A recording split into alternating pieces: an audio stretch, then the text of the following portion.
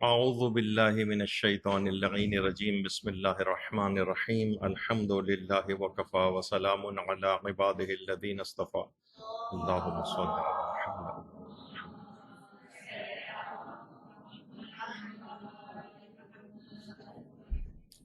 قرآن کے واجب سجدوں سے متعلق فقہی احکام اور اس سلسلے میں پائی جانے والی کچھ غلطیاں اور کچھ غلط فہمیاں۔ دیکھیے آج ایک اور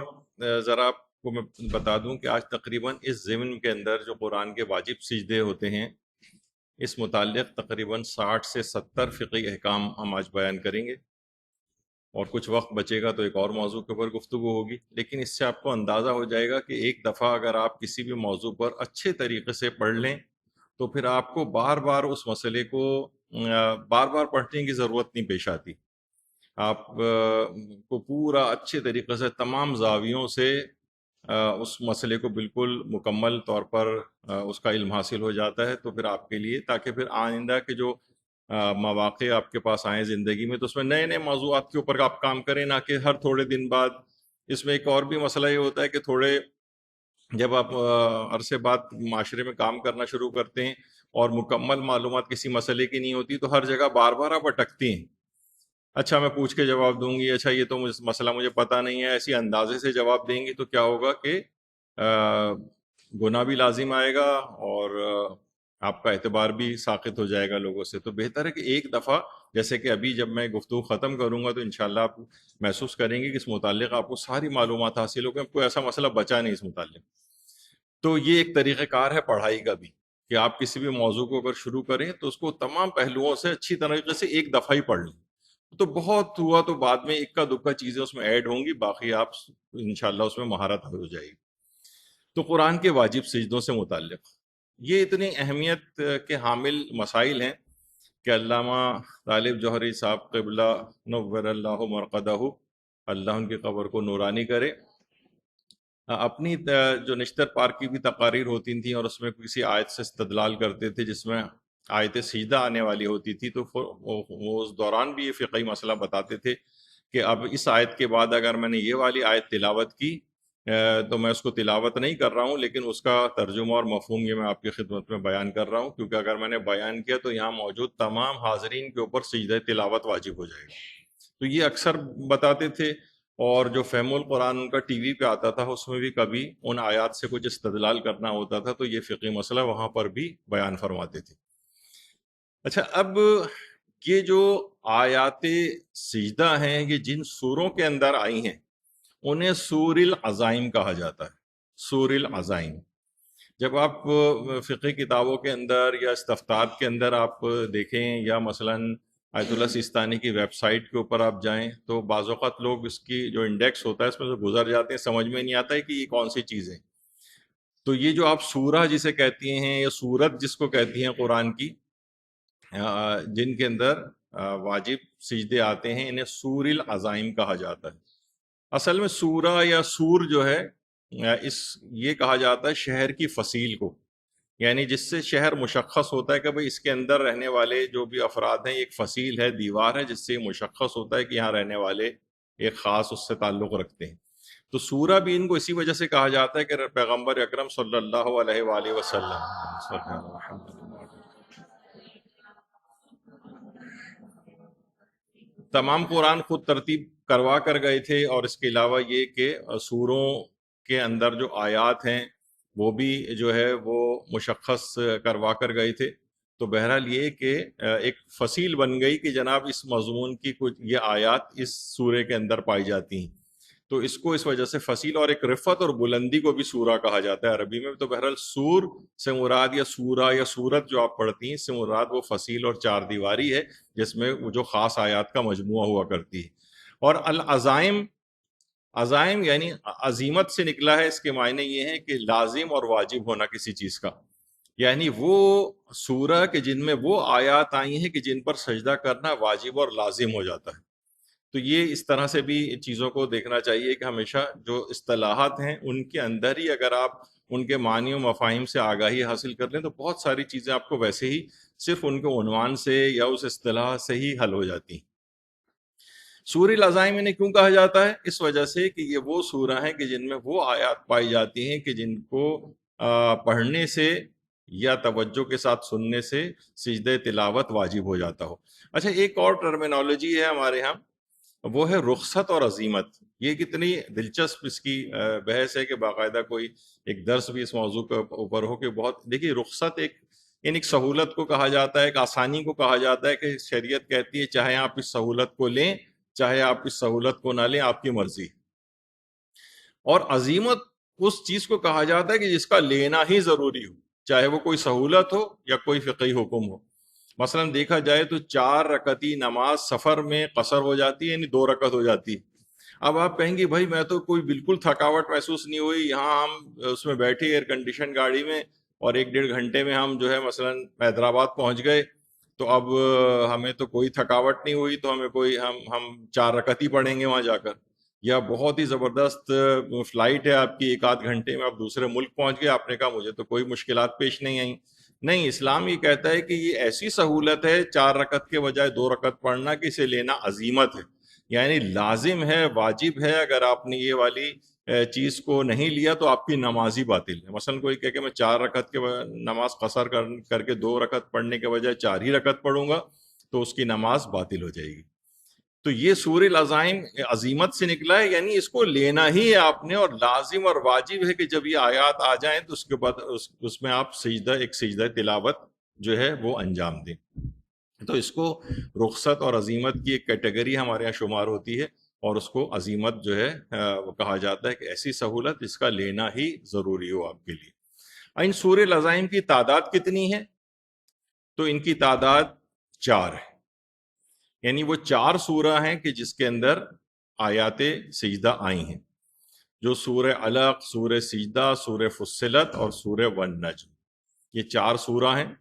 کہ جس کے اندر یہ آیات آئی ہیں۔ کون سی آیات سجدہ آئی ہیں؟ مثلا سورہ سجدہ کی آیت نمبر 15 ہے، سورہ فصلت کی آیت 37 ہے، سورہ والنجم کی آیت نمبر 62 ہے، اور سورہ علق کی آیت نمبر 19 ہے۔ تو 15، 37، 62 اور 19 یہ ان سوروں کی خاص آیات ہیں کہ جب آپ اس تک پہنچیں، جیسی وہ آیت آ جائے گی قرآن میں، آپ کے اوپر سجدہ تلاوت کرنا واجب ہو جائے گا۔ اچھا، اب یہ جو سورہ ہیں، لوگ اس سے بڑا گھبراتے ہیں کہ ارے یہ میں نے پڑھا تو کہیں یہ سورہ، یعنی اس کو سورے کو پڑھنے سے ہی گھبرانے لگے۔ اب دیکھیں جیسے سورہ سجدہ ہے، سونے سے قبل پیغمبر اکرم صلی اللہ علیہ وآلہ وسلم کی سیرت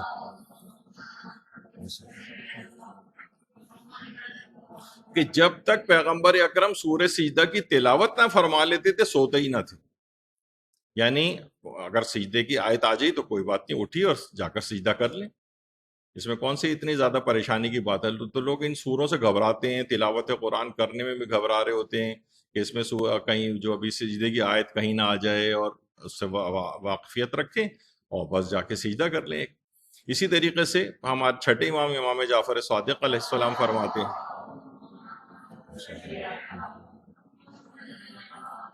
کہ جو ہر جمعے سورہ سجدہ کی تلاوت کرے تو خدا اس کا نامہ اعمال دائیں ہاتھ میں دے گا، اس کے اعمال کا محاسبہ ہی نہ ہوگا، اور وہ رسول اللہ اور آپ کے اہل بیت کے رفقا میں سے ہوگا، سورہ سجدہ کی تلاوت کرنے والا۔ اسی طریقے سے یہ بھی چھٹے امام نے فرمایا جو سورہ سجدہ کی اپنے گھر میں تلاوت کرے گا تو 3 دن تک اس کے گھر میں شیطان داخل نہیں ہو سکے گا، یعنی اگر اس کی پابندی سے تلاوت کی جائے کم سے کم ہر تیسرے روز، تو گھروں سے لڑائی جھگڑے اور شیاطین یہ سب دور ہو جائیں گے وہاں سے۔ اسی طریقے سے سورہ سجدہ کی تلاوت کرنے والے کو پیغمبر نے فرمایا کہ وہ اس شخص کی مانند ہے جو شب قدر کا احیا کرتا ہے، یعنی شب قدر کو جاگ کر عبادت کرنے کا جو ثواب ہے وہ اس کو حاصل ہوگا جو سورہ سجدہ کی تلاوت کرے گا، یعنی عام دنوں میں بھی ہم شب قدر کا ثواب حاصل کر سکتے ہیں اگر سورہ سجدہ کی تلاوت کریں۔ اسی طریقے سے مثلا یہ بھی فرمایا چھٹے امام نے کہ جو شخص ہر شب جمعہ میں سورہ الف لام میم سجدہ پڑھے گا، جیسے سورہ فصلت کہا جاتا ہے، تو قیامت میں خدا اس کے نامہ اعمال اس کے دائیں ہاتھ میں دے گا، اس سے ان کے اعمال کا حساب و کتاب بھی نہیں لیا جائے گا، اور وہ محمد و آل محمد کے رفقائے کار میں شامل ہوگا۔ تو یہ کتنے اس کے فضائل ہیں، یعنی ان سوروں کے تو ان کو گھبرانا نہیں چاہیے کہ اس کے اندر آیت سجدہ آ گئی تو کیا ہوگا، جا کر فوراً سجدہ کر لینا چاہیے۔ اچھا، یہ تو 4 آپ نے سنا کہ واجب سجدے والے سورے ہیں جس میں 4 آیات سجدہ ہیں، قرآن میں مستحب سجدے بھی ہیں اور ان کی تعداد 11 ہے۔ 11 مستحب سجدے ہیں، وہ میں ان کی تفصیل میں جاؤں گا تو بات زیادہ ہو جائے گی، وہ آپ کو توضیح المسائل میں بھی مل جائیں گے کہ وہ اس میں مستحب ہے کہ وہ کبھی آ جائے تو وہ ان پہ بھی ایک سجدہ انجام دیا جائے۔ 11 ایسے مقامات ہیں۔ اچھا، اب ایک سوال پیدا ہوتا ہے جو تھوڑے دن پہلے بھی میں نے اس کا ایک درس میں جواب دیا تھا، لیکن یہاں تھوڑی تفصیل آئے گی۔ کیا مستحب نماز میں ہم واجب سجدوں والے سورے پڑھ سکتے ہیں؟ یعنی یہ جو 4 سورے ہیں، کیونکہ بہت سی ایسی نمازیں آتی ہیں جو آپ نے پچھلی دفعہ پہ بھی میں اس کا پھر حوالہ دوں گا کہ مثلا جیسے وہ ابھی پچھلی دفعہ جو ہم نے حفظ قرآن والا بیان کیا تھا تو اس کے اندر یہ ایک روایت اس کے اندر بیان ہوئی تھی جس میں 4 سجدے، 4 رکعتی نماز میں 4 الگ الگ سجدے جو سورے پڑھے جاتے ہیں، تو اس میں ایک سورہ فصلت بھی آئی تھی۔ تو مستحبی نماز کے اندر علماء نے فرمایا کہ واجب سجدوں والے سورے پڑھے جا سکتے ہیں۔ اچھا، جب آپ واجب سجدے والا سورہ پڑھیں گی مستحب نماز میں تو آپ پر واجب ہو جائے گا کہ اسی وقت سجدہ انجام دیں، تو ایک اضافی سجدہ ہو جائے گا۔ تو یہاں پر علماء کہتے ہیں کہ نہیں، مستحب نماز میں آپ یعنی جب وہ آیت سجدہ اس میں آئے آپ سجدے میں چلی جائیں اور اس کے بعد سجدے سے اٹھیں، قیام کی حالت میں دوبارہ جائیں، اور باقی جو ہے وہ جو باقی ماندہ اگر کوئی سورہ کا پارٹ رہ گیا ہے تو اس کو آپ انجام دیں۔ تو اس طریقے سے آپ اس کو اپنی نماز کو پڑھ لیں، اور ایک سجدہ زیادہ بھی ہو جائے تو مسئلہ نہیں ہے مستحب نماز میں۔ البتہ واجب نمازوں کا ایک مسئلہ آتا ہے کہ کیا ہم واجب نمازوں میں، بہت سے لوگوں کو بڑا دل چاہ رہا ہوتا ہے کہ بھئی ہم واجب نماز میں بھی یہ آیات سجدہ والا سورہ پڑھیں یا سورہ العزائم پڑھیں، تو اس پہ علماء میں تھوڑا سا ایک اختلاف ہے۔ آیت اللہ خوئی مرحوم یہ کہتے تھے کہ احتیاط واجب کی بنا پر واجب نمازوں میں سورہ العزائم نہیں پڑھے جا سکتے۔ آیت اللہ سیستانی فرماتے ہیں کہ جائز تو ہیں پڑھنا، جائز ہے، یعنی آپ نے شروع کر دیا، اب جب جیسی آیت سجدہ آئے گی آپ پر واجب ہو جائے گا کہ آپ سجدہ انجام دیں۔ اچھا، جب آپ سجدہ انجام دیں گی تو کیا ہوگا؟ 3 سجدے ہو جائیں گے۔ اچھا، 3 سجدے اور وہ بھی جان بوجھ کے آپ نے کیے ہیں، تو اس صورت میں آپ کی نماز باطل ہو جائے گی اور آپ کو پھر نماز دوبارہ پڑھنا پڑے گی۔ پھر آپ کہیں گی پھر فائدہ کیا ہوا؟ فائدہ یہ ہے کہ اس میں کوئی گناہ نہیں، ٹھیک ہے، نماز باطل ہو گئی۔ یعنی وہ یہ کہتے ہیں کہ یہ 2 الگ الگ چیزیں ہیں، یعنی نماز واجب کے اندر یہ سورہ پڑھنا تو جائز ہے، لیکن جب آیت سجدہ آئے گی تو ظاہر ہے اس میں ایک سجدہ کرنا واجب ہو جائے گا۔ جب ایک سجدہ ہو جائے گا تو ایک اضافی سجدہ ہو جائے گا، اور اضافی سجدہ جان بوجھ کر کیا جائے تو نماز باطل ہو جاتی ہے۔ نماز باطل ہو جائے گی تو آپ دوبارہ پڑھیں، لیکن گناہ ہونا کوئی نہیں ملا آپ کو۔ آقا خوئی تو کہتے تھے احتیاط واجب یہ کہ پڑھ ہی نہیں سکتے، یعنی آپ نے مخالفت کی تو گناہ گار ہو جائیں گے، لیکن آقا سیستانی کا یہ اس طرح سے نظریہ ہے۔ اچھا، اب چلیں، ایک اور بھی مسئلہ ہوتا ہے کہ اگر ہم نے واجب نماز میں واجب سجدے والا سورہ پڑھا، ہم نے کہا کہ بھائی 1-2 منٹ میں تو ہماری نماز جو ہے اس کے بعد، یعنی جب وہ آیت سجدہ آئی تو چند منٹ اور لگیں گے، تو میں ابھی سجدہ نہیں کر رہا وہ واجب سجدہ، میں ایسا کرتا ہوں کہ میں نماز ختم کرنے کے فوراً بات کر لوں گا، اور اس نے سجدہ تلاوت نہیں کیا اس آیت سجدہ کو آنے کے بعد، تو اس میں پھر آیت اللہ سیستانی سمیت دیگر علماء فرماتے ہیں کہ اس کی نماز تو صحیح ہے لیکن وہ گناہگار ہو جائے گا۔ گناہگار یہ ہوگا کہ کیوں اس نے فوراً سجدہ تلاوت نہیں کیا، چاہے نماز باطل ہی کیوں نہ ہو جاتی۔ یہ تھوڑا سا ٹیکنیکل ہے، اس میں ایک مسئلہ ہے، یعنی اگر آپ نے ڈیلے کیا اور جان بوجھ کے آپ نے سجدہ تلاوت نہیں کیا اور نماز تمام کی پوری، اور پھر اس کے بعد آپ نے کہا کہ چلو اب میں وہ سجدہ تلاوت کر لیتا ہوں کہ جو نماز میں مجھ پہ واجب ہوا تھا، ورنہ میں اس نماز کو باطل ہونے سے بچانے کے لیے میں نے کام کیا، تو وہ فرماتے ہیں کہ نماز تو صحیح رہے گی لیکن آپ گناہگار ہو جائیں گے، یعنی آپ کو گناہ ملے گا کہ کیوں آپ نے اس دوران نماز ہی وہ سجدہ کیوں انجام نہیں دیا۔ اچھا، اب ایک اور مسئلہ آتا ہے کہ کیا فقط آیت سجدہ سننے سے بھی سجدہ تلاوت واجب ہوتا ہے؟ تو یہ بات یاد رکھ لیجئے کہ آیت سجدہ اگر آپ بالکل توجہ اور ارادے کے ساتھ آپ سنیں گی تب سجدہ تلاوت واجب ہوتا ہے، اس وقت سجدہ تلاوت واجب ہوتا ہے۔ لیکن اگر آپ نے توجہ، آپ کی سننے کی طرف توجہ ہی نہیں، مثلا آپ بس میں بیٹھی ہوئی جا رہی ہیں اور بس والے نے مثلاً ریڈیو لگایا ہوا ہے یا تلاوت قرآن لگائی ہوئی ہے، اور آپ ادھر ادھر باہر دیکھتی ہوئی جا رہی ہیں، اور کان میں آپ کے آیتیں پڑ گئیں، اس کی آیت سجدہ. آپ نے کہا رہی یہ تو میں اس آیت سے ظاہر ہے آپ نے واقف ہیں ان آیات کو، بہت سے لوگوں نے یاد بھی کیا ہوتا ہے. کہہ رہی یہ تو وہ والی آیت میرے کان میں چلی گئی. اس صورت میں سجدہ تلاوت واجب نہیں ہوتا، کیونکہ آپ نے توجہ کے ساتھ نہیں سنا تھا، آپ کا ارادہ نہیں تھا. مثلا گھر میں بیٹھے ہوئے ٹی وی دیکھ رہے ہیں، اس نے قرات کا مقابلہ آ رہا ہے، اس میں اس نے آیت سجدہ پڑھ دی. ویسے ہی آپ ٹی وی کے سامنے بیٹھی ہوئی تھی، تو توجہ اگر آپ نے نہیں دی ہے اس کے اوپر، آپ کے توجہ اور ارادہ نہیں تھا اس کو سننے کا، اور خود بخود کان میں پڑ گئی، اس کو کہتے ہیں سما، یعنی جس میں آپ کی توجہ نہیں ہوتی. کان میں بہت ساری آوازیں جا رہی ہیں، اس وقت پنکھے کی آواز ہو سکتا ہے آپ کے کان میں جا رہی ہو، کوئی آپ کی کلاس فیلو پیج پلٹ رہی ہو، اس کی آواز جا رہی ہو، کوئی چھالیاں مثلا کھا رہی ہیں، اس کے ریپر کی آواز اگر جا رہی ہے، تو وہ یہ کیا ہے؟ یہ سما ہے. سما کہتے ہیں بغیر توجہ کے جو کان میں آوازیں جاتی ہیں، اس سے سجدہ تلاوت واجب نہیں ہوتا، استماع سے واجب ہوتا ہے. استماع الف سین تے میم الف عین، استماع، یہ دو الگ الگ چیزیں ہیں عربی میں. اردو میں تو ایک ہی لفظ ہے سننا. اب چاہے ہمارے مثلا اکثر یہ ہوتا تھا، یہاں تو اب آواز نہیں آتی، وہ جو پرانا مدرسہ تھا، اور وہ جس وقت اے سی وغیرہ بھی وہاں پہ نہیں تھے، تو گولے گنڈے والا اسی وقت وہاں پہ، یا گول گپے والا گزرتا تھا، تو وہ پوری کلاس وہ جب تک وہاں ہوتا تھا سب وہ اس کی آوازیں سنتے تھے. اب وہ توجہ سے تو نہیں سن رہے، خود بخود کان میں آواز جا رہی،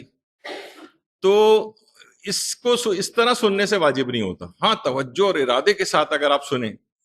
کہ مثلا وہ کیا کہہ رہا ہے، گول گپے والا یا گول گپے لایا، مثلا یہ جو آپ سن رہے ہیں اگر، تو وہ توجہ کے ساتھ آپ نے سنا. اب یہ کیا ہوا، یعنی اگر آیت سجدہ کے اندر ایسا ہوا ہے، پھر آپ کے اوپر سجدہ تلاوت واجب ہوتا ہے جب آپ پورے توجہ و ارادے کے ساتھ سنیں. اسی کو سما اور استماع کا ایک فرق ہے. جہاں کہیں بھی آپ اس کو سنیں گے کہ وہاں سننے سے مراد، یہ بات یاد رکھ لیجئے کہ ہمیشہ اس سے مراد توجہ کے ساتھ اور ارادے کے ساتھ سننا ہے، نہ کہ صرف خود بخود آپ کے کان میں کوئی آواز جائے. اچھا، اگر نماز واجب کے دوران واجب سے سجدے کی آپ نے آیت سن لی، مثلا آپ کو ٹی وی کمرے میں چل رہا ہے، اس میں کوئی تلاوت قرآن آ رہی ہے، اکثر لوگ جو ہے وہ مثلا سعودی ٹی وی وغیرہ لگا کے رکھتے ہیں، خانہ کعبہ آ رہا ہے، اس میں قاری جو ہے تلاوت بھی ساتھ ساتھ کر رہے ہوتے ہیں، خانہ کعبہ بھی نظر آ رہا ہوتا ہے، تو بہت سے لوگ یہ کرتے ہیں کہ ٹی وی چلایا ہوا ہوتا ہے، انہوں نے نماز پڑھ رہے ہیں، اسی وقت اس نے وہ آیت تلاوت کر دی، جو ہمارا سننے کا ارادہ تو نہیں تھا، لیکن خود بخود ہمارے کان میں پڑ گئی، پھر ہمیں اندازہ ہو کر یہ تو آیت سجدہ پڑ گیا ہے. تو اب یہ کیا ہے، یہ آپ کے کان میں خود بخود اس طرح کی آواز گئی ہے، تو اس پہ سجدہ تلاوت واجب نہیں ہوگا. ہاں آپ نے کان لگا دی اگر اس کی طرف، بہت سے لوگ جب خبریں اہم آ رہی ہوتی ہیں تو اس کی آواز تیز کر دیتے ہیں اور نماز اپنی جاری رکھتے ہیں تاکہ اول وقت میں ہو جائے اور کان کے اندر خبریں بھی سنتے رہیں وہ. تو بہت سے لوگوں کا اس طرح کا طریقہ کار ہوتا ہے. تو اگر آپ نے توجہ کے ساتھ سنا ہے تو آپ پر پھر سجدہ تلاوت اسی وقت دوران نماز ہی واجب ہو جائے گا. تو بہرحال یہ ایک مسئلہ اس میں ہوتا ہے. اچھا، ایک اور بھی چیز ہوتی ہے، اگر ہم کسی کی اقتدا میں نماز پڑھ رہے ہوں اور وہ آیت سجدہ پڑھنے لگے، یہ کہاں مسئلہ پیش آتا ہے؟ جی جی، یہ عام طور پر زیادہ تر پیش آتا ہے حج کے موقع پر، اور حج میں بھی مکے سے زیادہ یہ مسئلہ پیش آتا ہے مدینے میں. مدینے کے جو پیش امام ہوتے ہیں عام طور پر روز جمعہ و نماز فجر میں آیت سجدہ تلاوت کرتے ہیں، عام طور پر ہوتا ہے، ہمیشہ ضروری نہیں کہ ایسا ہو. اچھا، ایک زمانے تک تو اس میں بڑی سختی ہوتی تھی، بہت سے لوگ ہکا بکا ہو رہے ہوتے تھے کہ بھائی یہ ہم نماز فجر پڑھ رہے ہیں، 2 رکعت کی نماز ہے، اس میں اس نے الحمد کے بعد کچھ آیتیں پڑھی اور سارے نمازی بغیر رکوع کے سجدے میں چلے گئے. تو اکثر جو ہمارے افراد ہوتے تھے وہ ہکا بکا کھڑے رہ جاتے تھے. تو بعد میں کبھی کبھار ایسا بھی ہوا کہ پولیس والے ان کو پکڑ کے لے گئے کہ وہ اس کو بڑا کہتے ہیں کہ نماز خراب کر رہا ہے یہ شخص، بیچ میں آ کے اس طرح سے کھڑا ہوا ہے، جب سب لوگ سجدے میں گئے تو یہ کیوں نہیں گیا؟ کیونکہ اہل سنت کی فقہ کے اندر بھی آیت سجدہ کی تلاوت سے سجدہ تلاوت واجب ہوتا ہے. تو اگر وہ شخص جو نماز فجر پڑھ رہا ہے ان کے ساتھ، دیکھیے پہلی بات تو یہ بھی آگے چل کر اس کا بھی ذکر ہوگا کہ عام طور پر ہم اپنے برادران اہل سنت کے ساتھ مکے اور مدینے میں بھی اور یا عام مساجد میں اپنے ملک میں بھی جب نمازیں پڑھتے ہیں تو ہمارے پاس دونوں آپشنز ہوتے ہیں، یا تو ہم جماعت کی نیت کریں یا ہم فرادہ کی نیت کریں، دونوں طرح ہمارے لیے جائز ہے. اور اگر فرادہ کی نیت کریں گے تو دماغ میں آتا ہے کہ پھر ہمیں جیسے مرد حضرات ہیں بہت سی بلند آواز سے پڑھی جانے والی نمازیں پھر وہ بلند پڑھنی پڑیں گی، تو اس میں اختیار ہمارے پاس ہوتا ہے کہ پھر ہم تمام اپنی پوری نماز خود پڑھیں گے اور آہستہ آواز میں پڑھیں گے، خود پڑھیں گے اور آہستہ آواز میں پڑھیں گے۔ لیکن اب اس نے پڑھ دیا ہے، اب ہمیں اٹھک بیٹھک تو انہی کے ساتھ کرنی ہے۔ تو اگر کسی شخص نے اس طریقے سے اس نے پیش امام نے شروع کر دی آیت سجدہ کی تلاوت اور سارے لوگ سجدے میں چلے گئے، تو اس کے لیے بھی ضروری ہے کہ یہ بھی سجدے میں ان کے ساتھ چلا جائے۔ اچھا، جب سجدے میں ساتھ جائے گا تو وہی مسئلہ ہو جائے گا کہ 3 سجدے ہو گئے تو نماز باطل ہو گئی۔ اب اس کو جب ان کی نماز ختم ہو جائے گی تو اس نماز فجر کو دوبارہ پڑھنا پڑے گا۔ اچھا، اگر بعض اوقات یہ بھی ہوتا ہے کہ اگر امام سجدہ تلاوت نہ کرے، یعنی جو فوراً سجدے میں جانا ہوتا ہے نا وہ نہیں گیا، تو مقتدی کی کیا ذمہ داری؟ تو مقتدی اس صورت میں پھر سجدہ نہیں کرے گا، بلکہ وہ سر کے بہت معمولی سے اشارے سے سجدہ کرے گا، بہت معمولی سے بس سر کو جھکا لے، وہ جس طرح بہت زیادہ نہیں، بہت معمولی سا اشارے سے سر کو جھکا کے کہ یہ میں سجدہ تلاوت کر رہا ہوں، اور پھر تھوڑا سر کو بلند کر لے، اور اس کے بعد جب نماز ختم ہو جائے تو پھر ایک پراپر سجدہ تلاوت انجام دے۔ یہ ایک طریقہ کار ہے۔ لیکن اگر پیش امام سجدے میں چلا گیا تو اس کے لیے بھی ضروری ہے کہ سجدے میں چلا جائے، چاہے نماز باطل ہو جائے، پھر دوبارہ پڑھنی پڑے گی۔ لیکن اگر پیش امام سجدے میں نہیں گیا تو یہ ہلکے سے سر کے اشارے سے سجدہ کر کے نماز کنٹینیو کرے گا، بس بعد نماز اس کو ایک سجدہ تلاوت کرنا پڑے گا۔ اچھا، اب اس کے اندر یہ ہے کہ اگر کوئی شخص آیت سجدہ کو آنکھوں سے پڑھے، زبان سے نہ پڑھے، مثلا ہمارے سامنے قرآن رکھا ہوا، ہم نے قرآن کو کھولا اور پڑھ رہے ہیں ہم، اول تو دیکھیے وہ دماغ میں رہے کہ عام طور پر خواتین بھی اس طرح سے ہم نے پڑھتے دیکھی ہیں، مرد حضرات بھی دیکھے ہیں، آواز ہی نہیں نکال رہے ہوتے آج کل تو لوگ۔ اس کی کئی وجوہات ہوتی ہیں، ایک تو یہ کہ پتہ چل جائے گا کہ ہمیں صحیح قرآن پڑھنا نہیں آتا ہے، اس وجہ سے خاموشی سے پڑھتے رہو، پتہ ہی نہیں چلے کسی کو، اور ایک یہ ہے کہ بس وہ شاید عادت ہو گئی ہے کیا ہے۔ اور مردوں میں تو یہ غلطی اس قدر زیادہ ہے جو بلند آواز سے پڑھی جانے والی نمازوں میں، کہ وہ بھی تقریباً آہستہ ہی پڑھ رہے ہوتے ہیں۔ میں نے بہت جگہوں کے اوپر ایسا دیکھا ہے کہ بھائی یہ تو فجر کی نماز ہے، آپ کو بلند آواز سے کم اتنا تو ہو کہ پتہ چلے کہ آدمی زبان سے کچھ الفاظ نکال رہا ہے، بالکل خاموشی کے ساتھ پڑھ رہے ہوتے ہیں ان نمازوں کو بلند سے۔ اور خواتین کو تو اختیار ہے کہ چاہیں وہ بلند بھی پڑھ سکتی ہیں اور آہستہ بھی پڑھ سکتی ہیں بلند آواز سے پڑھی جانے والی نمازیں۔ تو اب اگر کوئی آنکھوں ہی آنکھوں میں پڑھ رہا ہے، ہاں پہلے وہ بتا دوں کہ قرآن بھی اگر کوئی اس طرح سے تلاوت کر رہا ہے کہ اس کے منہ بس آنکھوں ہی آنکھوں میں پڑھ رہا ہے، تو یہ تلاوت شمار نہیں ہوتا۔ یہ بس قرآن کو حروف کو دیکھنے کا ثواب آپ کو ملے گا۔ تلاوت اسی وقت ہوگی جب وہ زبان سے الفاظ کو ادا کرے گا، کم سے کم ایک ہمہمہ ہلکی سی ایک آواز ضرور سنائی دینی چاہیے، یہ آغا سستانی نے بھی لکھا ہے، ورنہ وہ تلاوت شمار نہیں ہوتی۔ اچھا، اب اگر آنکھوں ہی آنکھوں میں اس نے آیت سجدہ پڑھی تو اس سے سجدہ تلاوت واجب نہیں ہوتا۔ سجدہ تلاوت کے لیے ضروری ہے کہ آپ زبان سے اس آیت کی تلاوت کریں۔ آغا سستانی توضیح المسائل جامع میں فرماتے ہیں کہ واجب سجدے والی آیت کو لکھنے سے یا اسے ذہن میں تصور کرنے سے یا آیت سجدہ پر نگاہ ڈالے بغیر پڑھنے اور سننے سے سجدہ تلاوت واجب نہیں ہوتا۔ اور اسی طریقے سے اگر انسان صرف آیت سجدہ کے ترجمے کو پڑھے یا سنے تو بھی سجدہ تلاوت واجب نہیں ہوتا۔ یعنی صرف دیکھنے سے کچھ نہیں ہوگا یا ذہن میں تصور کرنے سے بھی نہیں ہوگا، جب تک زبان سے آپ اس کی تلاوت نہیں کریں گے سجدہ تلاوت واجب نہیں ہوتا ہے۔ اچھا، اب اگر کوئی شخص دیکھ کر پڑھ رہا ہے، دیکھ کے بھی پڑھ رہا ہے، بعض اوقات ہوتا ہے لوگ جو ہے نا اس طرح سے قرات کو سیکھتے ہیں کہ قاری تلاوت کر رہا ہے، لکھا ہوا بھی آ رہا ہے، اس کی آواز بھی کانوں میں پڑ رہی ہے، اور ہم بھی اس کو دیکھ کے پڑھ رہے ہیں تاکہ ہم اس کی آواز سے آواز ملائیں اور اپنی قرات صحیح کریں۔ اب اس میں اگر اس طرح سے پڑھا اپنے آیت سجدہ کو کہ آپ خود بھی زبان سے پڑھ رہے ہیں اور کان سے سن بھی رہے ہیں اس قاری کی آواز، تو آغا سستانی فرماتے ہیں کہ اس صورت میں اس کو 2 سجدے تلاوت کرنے پڑیں گے۔ ایک خود سے زبان سے تلاوت کرنے کا اس کو اس پر واجب ہے، اور ایک جو اس نے توجہ اور ارادے کے ساتھ ان آیات سجدہ کو سنا ہے یہ بھی اس کے اوپر واجب ہے۔ یعنی انسان سجدے کی آیت سنتے وقت بھی اس سے اگر پڑھے تو لازم ہے کہ وہ 2 سجدے تلاوت انجام دے گا، کیونکہ 2 اس نے ذمہ داریاں اس کے اوپر آ گئی ہیں۔ اچھا، اگر کوئی غلط تلفظ سے آیت سجدہ پڑھ رہا ہو، اب ہم سن تو رہے ہیں، مثلا کوئی شخص پڑھ رہا ہے، اس کی قرات ٹھیک نہیں ہے اور غلط تلفظ کے ساتھ پڑھ رہا ہے، تو کیا تب بھی سجدہ تلاوت ہم پر واجب ہو جائے گا؟ تو اس میں بھی علماء یہ فرماتے ہیں کہ دو صورتیں ہیں، دونوں صورتوں میں اگر کوئی شخص خود بھی اگر وہ غلط تلفظ کے ساتھ پڑھ رہا ہو یا کوئی دوسرا غلط تلفظ سے آیت سجدہ پڑھ رہا ہو، دونوں صورتوں میں، یعنی تو ہمارا اپنا ہی تلفظ صحیح نہیں، ہم نے آیت سجدہ پڑھی، زوات کو زال، زال کو زوئے، اور تے کو توئے یا توئے کو تے، اس طرح سے، اور اس میں زاد،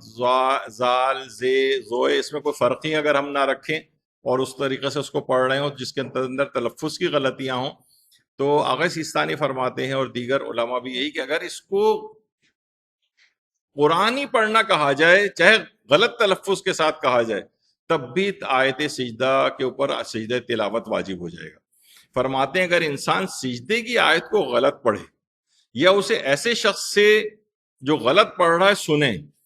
اس طرح سے کہ عرف میں غلط پڑھا ہوا قرآن شمار کیا جائے، ہے یہ قرآن ہی، یہ ایسا نہیں ہے کہ کوئی بالکل ہی الگ سے کوئی چیز، جیسے سلام کی ایک دفعہ گفتگو آئی تھی تو میں نے اس وقت بتایا تھا لوگ السلام علیکم کہنے کے بجائے السلام علیکم مثلا یوں کہتے ہیں، تو اب یہ السلام علیکم کیا چیز ہے،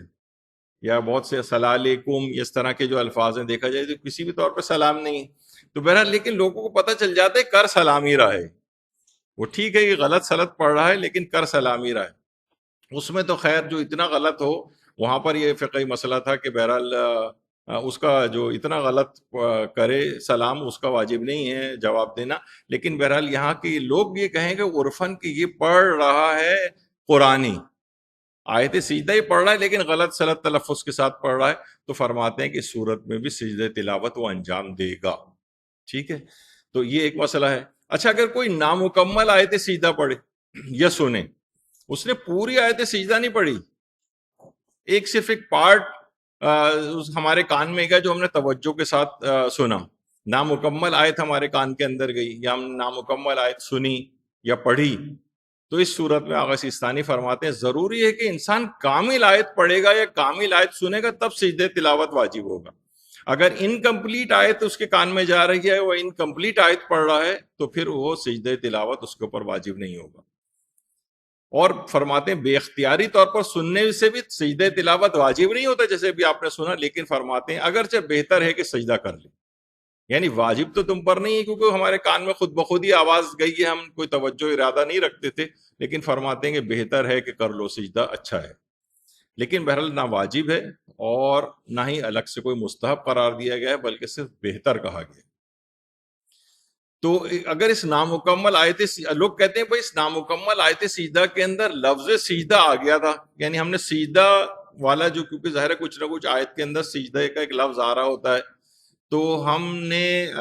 وہ لفظ سجدہ بھی اگر پڑھ لیا ہے اور لیکن آیت پوری نہیں پڑھی تب بھی سجدہ تلاوت واجب نہیں ہوگا۔ تو اچھا پھر اگلا مسئلہ ہے کہ کیا آیت سجدہ کو لکھنے سے سجدہ تلاوت واجب ہوتا ہے؟ ہم پڑھ نہیں رہے، تلاوت نہیں کر رہے، صرف لکھ رہے ہیں، تو جواب ہے کہ جی نہیں، آیت سجدہ کو لکھنے سے بھی سجدہ تلاوت واجب نہیں ہوتا، لکھنے سے واجب نہیں ہوتا جب تک کہ زبان سے پڑھے نہیں۔ اچھا اسی طریقے سے ابھی جیسے آپ نے سنا کہ دل ہی دل میں اگر ہم آیت سجدہ کو پڑھیں اس سے بھی سجدہ تلاوت واجب نہیں ہوتا ہے، یا اس آیت کا تصور کرنے سے بھی سجدہ تلاوت واجب نہیں ہوتا ہے۔ اچھا اگر آیت سجدہ کا صرف ترجمہ پڑھا یا سنا جائے، دیکھیے یہ بھی ایک آج کل بڑا ایک مسئلہ ہو گیا، لوگ آج کل وہ کہتے ہیں کہ بھائی ٹھیک ہے ہمیں عربی پڑھنی نہیں آتی، اصل تو چیز ہے کہ ہم اللہ کی ہدایت ہم تک پہنچے، وہ ہم ترجمہ قرآن، آج کل ترجمہ قرآن کا بھی ایک اچھی چیز کو ایک بطور فتنہ جو ہے وہ استعمال کر رہے ہیں کہ تلاوت قرآن سے لوگ ہٹتے جا رہے ہیں اور کہہ رہے ہیں کہ اصل تو چیز بھائی ہدایت لینا نا، قرآن کتاب ہدایت ہے، ہم یہ الفاظ عربی ہماری زبان بھی نہیں ہے تو ہم کیوں اس میں اپنا ٹائم ضائع کریں، اردو، انگریزی یا گجراتی یا کسی بھی زبان میں جو ہماری سمجھ میں آئے، ہم اس میں قرآن پڑھنا چاہیے۔ تو اسی طریقے سے وہ آیت سجدہ کا بھی ترجمہ پڑھ یا سن رہا ہے تو اس سے بھی سجدہ تلاوت واجب نہیں ہوتا ہے، اور یہی وجہ ہے کہ عربی میں تلاوت قرآن کرنا یا فقط ترجمہ پڑھنا، یہ پہلے بھی ہم ایک دفعہ ڈسکس کر چکے ہیں، آیت اللہ حافظ بشیر نجفی سے بھی سوال کیا گیا کہ قرآن کی تلاوت اردو زبان میں کرنا بہتر ہے یا عربی میں تلاوت کرنا زیادہ بہتر ہے، یا پھر ثواب کی نیت سے عربی میں ہی تلاوت ضروری ہے؟ تو انہوں نے فرمایا اردو میں جو پڑھا جاتا ہے وہ قرآن ہی نہیں، یعنی جو آپ ترجمہ پڑھ رہے ہیں نا، یہ قرآن نہیں، یہ ترجمہ ہے یا ترجمہ، اور اسے قرآن کہنا بھی غلط اور گناہ ہے۔ یعنی ہم یہ نہیں کہہ سکتے یہ قرآن ہے، قرآن وہی ہے جو عربی زبان میں ہے۔ تو اگر آپ اردو ترجمہ پڑھ رہے ہیں تو آپ کو ترجمہ قرآن پڑھنے کا ثواب ملے گا، جو آپ کو چیز سمجھ میں آ رہی ہے آپ کو فہم قرآن کا ثواب ملے گا، لیکن تلاوت قرآن کا ثواب نہیں ملے گا۔ اس موضوع پر پورے درس پچھلے سالوں میں یہاں پر ہو چکے ہیں ہمارے، تو اس میں تفصیل اس کی آئے گی۔ اسی طریقے سے جو اور ہیں علماء، رہبر معظم شہید بھی، آیت اللہ سیستانی، آیت اللہ ناصر مکارم، سب سے جو سوال پوچھا گیا ان کا خلاصہ یہی ہے کہ کیا قرآن کے عربی متن کے بجائے اس کا فارسی ترجمہ پڑھنا یا فارسی یا اردو یا انگریزی پڑھنا درست ہے؟ کیا وہ تلاوت قرآن شمار ہوگا؟ تو سارے مراجع نے کہا کہ قرآن کا ترجمہ پڑھنا جائز تو ہے اور اس میں ثواب بھی ہے، بلکہ قرآن کے معنی کو بہتر طور پر سمجھنے کے لیے اس کا ترجمہ پڑھنا انتہائی مستحسن اور قیمتی عمل ہے، تاکہ انسان اپنی زندگی میں اس سے فائدہ اٹھائے۔ لیکن ترجمہ پڑھنے سے وہ ثواب حاصل نہیں ہوتا جو قرآن کے عربی متن کی تلاوت سے حاصل ہوتا ہے۔ تو قرآن کے ترجمے کو پڑھنے کو تلاوت قرآن شمار نہیں کیا جائے گا۔ روایت میں جس تلاوت قرآن کی تاکید آئی ہے وہ صرف عربی متن کے ساتھ مخصوص ہے، کیونکہ یہ وہی الفاظ ہیں رسول اللہ پر نازل ہوئے ہیں۔ تو ترجمہ جو ہے وہ ایک الگ چیز ہے، اس کا ثواب ضرور ہے، اس کو بھی پڑھنا چاہیے، اس کو ڈینائی نہیں کر رہے، لیکن آپ کو تلاوت قرآن کے جتنے فوائد ذکر ہوئے ہیں احادیث میں وہ آپ کو ثواب نہیں ملے گا۔ اسی طریقے سے اگر کوئی آیت سجدہ کا صرف ترجمہ پڑھ رہا ہے تو اس سے بھی اس پہ سجدہ تلاوت واجب نہیں ہوتا ہے۔ اور یہ بھی آقا آیت اللہ ناصر مکارم شیرازی سے پوچھا گیا کہ مجالس میں قرآن کی تلاوت کے بجائے اس کا ترجمہ پڑھنے کا کیا حکم ہے؟ تو انہوں نے فرمایا سوال میں کوئی حرج تو نہیں ہے، لیکن قرآن کی تلاوت کا ثواب نہیں ملے گا۔ اکثر جگہوں پر اس کے قرآن کے ترجمے پورے عربی متن کو ہٹا کر بھی فقط ترجمے کے پارے بھی آج کل آ گئے ہیں، جو مساجد میں لوگ اٹھا کر ان کو وہ پڑھنے لگے ہیں، تو اس سے مردے کو کوئی تلاوت قرآن کا ثواب نہیں پہنچے گا، صرف ترجمہ قرآن کا ثواب جا سکتا ہے، لیکن وہ تلاوت قرآن نہیں۔ اچھا، اب اگر ریکارڈڈ طریقے سے ہم آیت سجدہ کو سن رہے ہوں، مثلا ہم ڈی وی ڈی، اب تو خیر وہ زمانہ چلا گیا، یا یو ایس بی کے ذریعے یا کمپیوٹر کے اوپر فیڈ ہوا ہے، یا مثلا آپ کے پاس کوئی ٹول کٹ ہے یا کوئی اور ایپ ہے قرآن کا، اس کے اندر کسی قاری کی تلاوت اگر آپ سن رہے ہیں ریکارڈڈ، تو چاہے قصد و توجہ ارادے کے ساتھ ہی کیوں نہ سنیں آپ، تب بھی سجدہ تلاوت واجب نہیں ہوتا ہے، کیونکہ ریکارڈڈ طریقے سے اگر کوئی چیز ہو اس سے سجدہ تلاوت واجب نہیں ہوتا ہے۔ لیکن ریڈیو ٹی وی پہ حسن قرات کے جو لائیو پروگرامز آتے ہیں یا مقابلے آتے ہیں ایسے جس میں وہ آیت سجدہ ہم سن رہے ہیں اور وہ لائیو آ رہا ہو، اس صورت میں فقط آپ کے اوپر سجدہ تلاوت واجب ہوتا ہے، کیونکہ وہ اچھا اب اس میں بھی ایک تھوڑی سی ڈیبیٹ ہے کہ اب جو لائیو پروگرام ٹی وی کے اوپر آتے ہیں وہ ایسا نہیں کہ بالکل لائیو آ رہے ہوں، بلکہ 1-1.5 منٹ کا کوئی ڈیلے اس کے اندر آتا ہے، جو وہ خود ہی چینل والوں نے اس طرح سے اس کو کیا ہوا ہوتا ہے۔ اب مجھے اس کی زیادہ تفصیل تو نہیں پتا، لیکن لوگ یہی بتاتے ہیں کہ تاکہ اگر کوئی چیز انہیں ایڈٹ کرنی ہو یا کوئی ایسی چیز جا رہی ہو جو مفاد میں نہیں ہے تو اس کو فوری طور پر کٹ کیا جا سکے۔ تو 1-1.5 منٹ کا ڈیلے ہوتا ہے، یعنی ایک لحاظ سے وہ ایک ریکارڈڈ چیز جو ہے وہ آ رہی ہوتی ہے۔ تو اگر ایسا کچھ ہے تو وہ ریکارڈڈ میں تو آپ نے سن لیا کہ نہیں، وہ اس پہ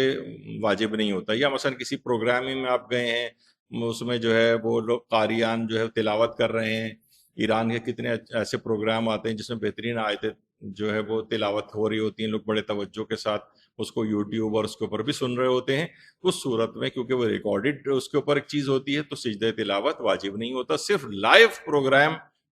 جو کہ لائیو بھی ریکارڈڈ، بعض اوقات لائیو لکھا ہوتا ہے لیکن ہوتا ریکارڈڈ ہے، وہ ریکارڈڈ سے نہیں ہوگا، لیکن بالکل لائیو پروگرام آ رہا ہے، یا تو ہم اس وہیں پر بھی بیٹھے ہوں یا کوئی ایسا ریڈیو یا ایسی کوئی چیز ہے جس سے ہم براہ راست اس پروگرام کو سن رہے ہوں، اس صورت میں سجدہ تلاوت واجب ہوگا۔ جب بھی آغا سیستانی نے بھی توضیح المسائل جامع میں لکھا ہے کہ اگر ٹیپ ریکارڈر یا سی ڈی، ڈی وی ڈی اور اس طرح کی چیزوں میں سجدے کی آیت کو سنیں تو سجدہ واجب نہیں ہوتا ہے، اور ریڈیو یا ٹیلی ویژن سے اگر نشر ہو رہا ہے اور آواز کو پہلے ریکارڈ کیا گیا ہے اور نشر اس کو بعد میں کر رہے ہیں، پھر بھی یہی حکم ہے، یعنی ریکارڈڈ پہ نہیں ہوگا۔ لیکن اگر کوئی ریڈیو ٹی وی کے اسٹوڈیو میں سجدے کی آیت پڑھ رہا ہے اور پڑھ رہا ہو اور براہ راست لائیو نشر ہو رہا ہو اور انسان اسے سنے تو پھر سجدہ تلاوت واجب ہو جاتا ہے۔ تو یہ لائیو اور ریکارڈڈ میں ایک فرق ہے کہ کب واجب ہوتا ہے کب نہیں، ابھی آپ نے سنا۔ اچھا، ایصال ثواب کے لیے جس وقت تلاوت قرآن کی جا رہی ہوتی ہے مسجد میں یا امام بارگاہ وغیرہ میں، تو اب لوگ کیا کرتے ہیں کہ بیٹھے بیٹھے وہ کیسے سجدہ کریں. تو بہت سے لوگ وہیں کارپیٹ بچھا ہوا ہے اور انہوں نے فوراً ٹکایا سر اس کے اوپر. اس کے اندر بھی یہ غلطی ابھی آگے چل کر آئے گی. تو وہ ایسا نہیں کارپیٹ وغیرہ کے اوپر سجدہ کرنے سے ٹھیک ہو جاتا ہو. یا بہت سے لوگ ایک اور چیز کرتے ہیں کہ قرآن کو یا تو کھلا ہوا قرآن ہے, اس کے سائڈ میں جو صفحہ ہوتا ہے بیٹھے بیٹھے اس قرآن کو اٹھا کے سر پہ لگایا کہ ہم نے سجدہ کر لیا, یا قرآن کو بند کیا اور اس کے جلد کے اوپر سجدہ کر لیا. یہ چیز صحیح نہیں ہے, یہ غلط فہمی ہے, یہ غلطی ہے لوگوں کی اس طرح سے سجدہ کرنا. اب اس میں غلطی کیا ہے وہ دیکھیے کہ کیونکہ قرآن کے واجب سجدے کی 4 شرائط ہیں. جس وقت بھی آپ قرآن کا واجب سجدہ کریں 4 شرطیں پوری ہونی چاہیے. پہلی چیز تو یہ کہ سجدہ تلاوت کی نیت سے سجدہ کیا جائے. یعنی بعض اوقات ہوتا ہے نا کہ ہم نے اس کے بعد ایک سجدہ شکر کے اندر چلے گئے, بعد میں پتہ چلا کہ ارے اس کے اندر تو آیت سجدہ تھی, ہم نے کہا وہ سجدہ ہم نے کر تو لیا تھا بعد میں. نہیں, وہ آپ نے سجدہ شکر یا کوئی اور نیت سے کیا تھا, وہ کافی نہیں ہوگا. آپ کو سجدہ تلاوت کی نیت سے سجدہ کرنا پڑے گا. نیت دیکھیے اتنی اہم چیز ہے یہ نیت کہ ہمارا ارادہ ہے کہ نیتوں کے فقط فقہی اور اخلاقی جو احکام ہے اس پہ ایک الگ سے پوری ایک کلاس ہو, جو مختلف عبادتوں میں نیتوں کی الگ الگ طرح کی اقسام ہیں وہ صرف نیتوں کے لحاظ سے ایک کلاس ہوگی, تاکہ آپ کو پورا ایک خاکہ آ جائے کہ اسلام میں نیتوں کی کس قدر اہمیت ہے, کب زبان سے کرنی ہے, کب زبان سے نہیں کرنی, کب زبان سے کرنا منع ہے, کب اس سے نماز تک باطل ہو سکتی ہے, اور اس میں کیا خرابیاں نیت کے اندر ہوتی ہیں وغیرہ وغیرہ. بڑے اس کے اندر دلچسپ مسئلے, وہ انشاءاللہ الگ آئے گا. تو پہلی شرط یہ ہے کہ سجدہ تلاوت کی نیت سے سجدہ کیا جائے, اور دوسری شرط یہ ہے کہ لوگ دیکھیں تو کہیں کہ سجدہ کیا ہے. یعنی اب جو آپ نے یہ جو قرآن کھولا ہے یا قرآن کو بس سر کے اوپر اپنی پیشانی سے جو لگا لیا ہے, ہاتھ میں رکھے, اس کو عرف نہیں کہتا کہ آپ نے سجدہ کیا ہے. کہیں گے ہاں انہوں نے عقیدت سے قرآن سر پہ رکھ لیا ہے یا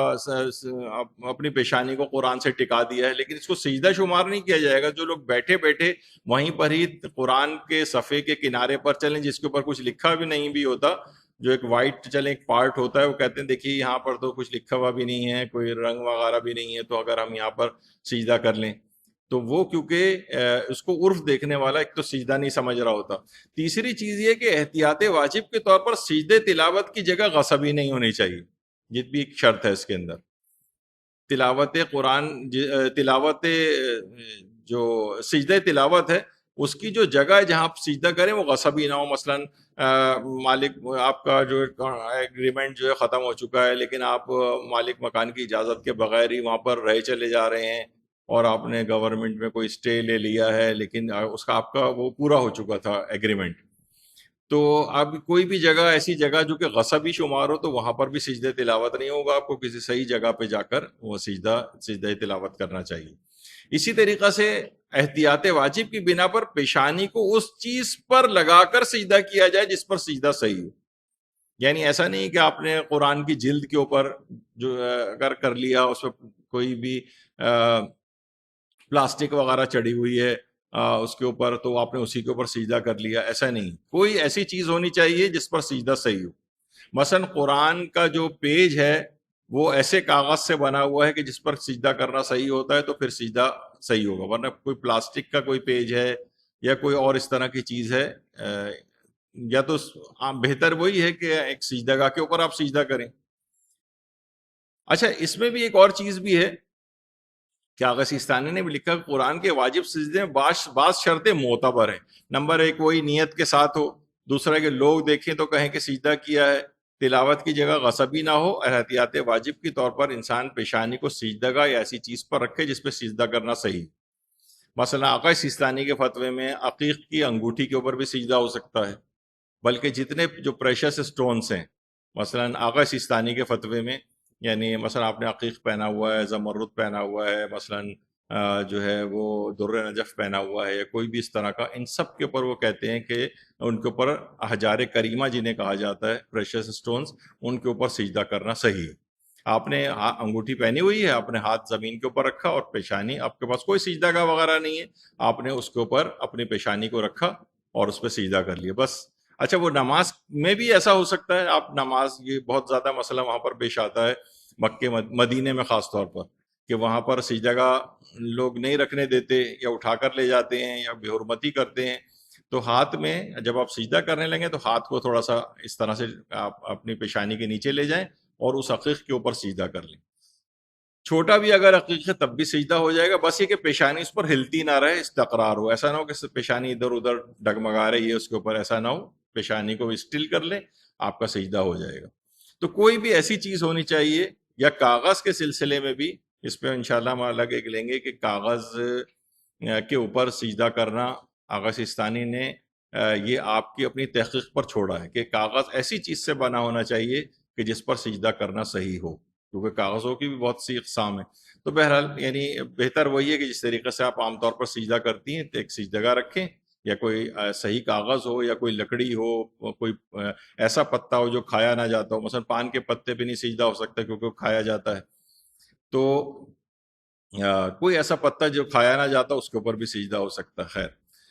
پیشانی کے علاوہ دیگر اعضائے سجدہ، کیونکہ پیشانی فقط ایک واجب ہے اس کے اندر کہ اعضائے سجدہ میں سے صرف پیشانی کا رکھنا واجب ہے. اگر آپ نے ہاتھ بھی نہیں رکھے ہوئے، آپ نے گھٹنے بھی نہیں لگائے ہوئے سجدے میں، آپ نے جو ہے وہ پاؤں کے انگوٹھے بھی زمین کے اوپر نہیں لگے ہوئے جیسے نماز میں لگے ہوتے ہیں، صرف کیا چیز واجب ہے؟ صرف اور صرف پیشانی کا لگانا واجب ہے. لیکن اور دیگر اعضائے سجدہ بھی لگ جائیں تو کوئی حرج نہیں، اچھا ہے لگ جائیں تو، کیونکہ جب آپ یہ تو ہم صرف ایک ٹیکنیکل ایک آپ کو بات بتا رہے ہیں نا. بعض اوقات یہ ہوتا ہے کہ آپ کرسی پر بیٹھی ہوئی ہیں اور آپ کے پاس سجدہ گاہ بھی ہے مثلا، یا کوئی ایسی چیز ہے، تو آپ کرسی پر پورا جھک کے اس طریقے سے جس طرح سجدہ کیا جاتا ہے کہ لوگ کہیں گے سجدہ کیا ہے، تو آپ اس کاغذ پہ یا اس کے اوپر بھی آپ سجدہ کر سکتی ہیں. نہ آپ کے گھٹنے لگے، نہ آپ کے پاؤں کے انگوٹھے لگے، اور نہ آپ کے ہاتھ زمین پر لگے، اور صرف پیشانی کسی ایسی چیز پہ ٹک گئی سجدہ تلاوت کی نیت سے جس پہ سجدہ کرنا صحیح ہو، تو وہ سجدہ صحیح شمار ہو جائے گا. لیکن دیگر اعضاء بھی لگ جائیں تو بھی کوئی حرج نہیں ہے. اچھا، اگر کسی اونچی جگہ آپ نے پیشانی رکھی ہے، مثلا کوئی بیٹھا ہوا ہے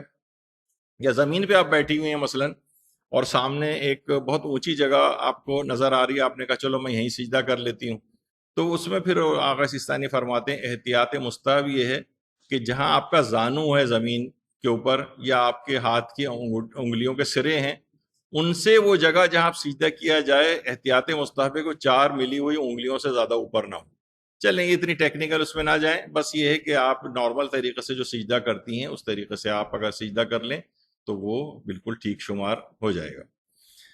اچھا، اب یہاں ہے کہ جنابت و حیض و نفاس یعنی نجاست کی حالتیں ہیں، اس میں اگر آیت سجدہ کیا آپ تلاوت کر سکتے ہیں؟ تو اس سے پہلے بھی آپ کے علم میں ہوگا کہ وہ آیات سجدہ جو 4 آیات سجدہ ہیں ان کو ان نجاستوں کی حالت میں تلاوت نہیں کیا جا سکتا،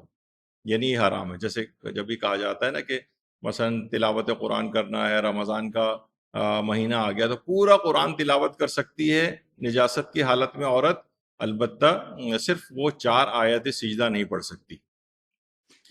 لیکن سورہ اگر پڑھنے ہیں جنہیں سور العزائم کہا جاتا ہے، جس کے اندر وہ آیت سجدہ آئیں، تو مراجع کی ایک بہت بڑی تعداد یہ کہتی ہے کہ نجاست کی حالت میں بھی،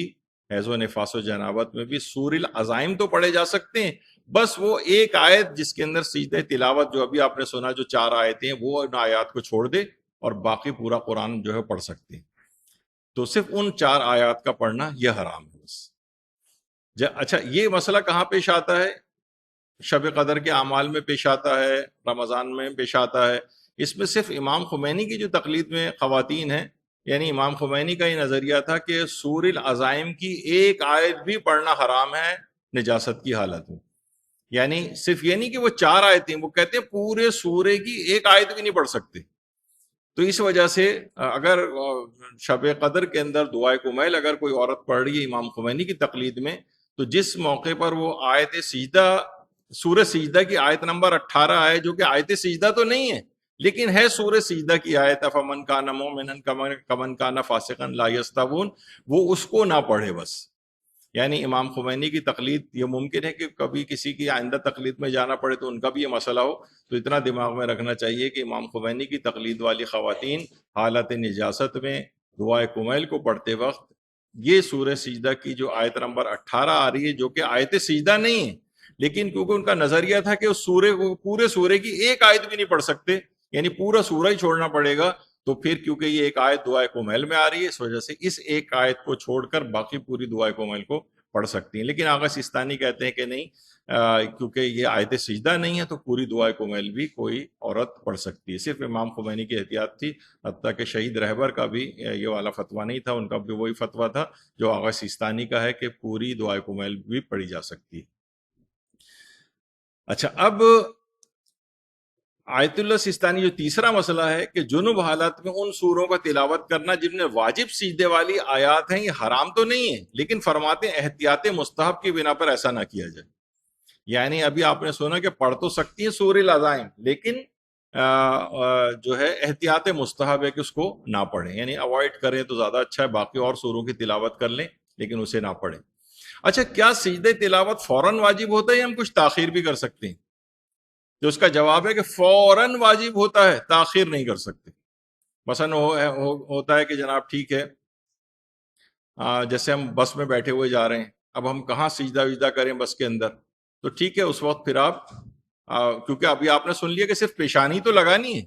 تو آپ بالکل جھک کے کسی بھی ایسی چیز جو آپ کے پاس ہو، آپ کے پرس میں کوئی تسبیح ہے، تسبیح کو آپ نے ملا کر، چاہے وہ دانے دانے کیوں نہ ہو، آپ نے اس کے اوپر